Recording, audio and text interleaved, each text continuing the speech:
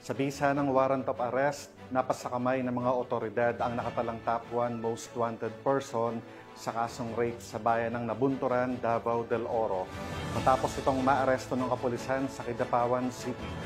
Ang balita mula kay Patrolwoman Daphne Pasaol.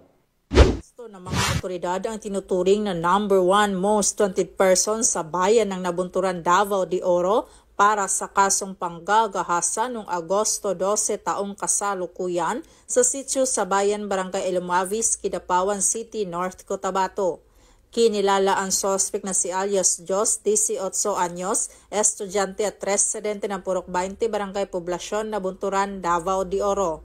Ang pagkakaaresto ay sinagawa ng pinagsanib na pwersa ng tracker team ng Nabunturan Municipal Police Station, katuwang ang Maritime Law Enforcement Team ng Davao del Oro. Ang pag-aresto ay sinagawa batay sa warrant of arrest na walang piyansang inirekomenda para sa naturang kaso.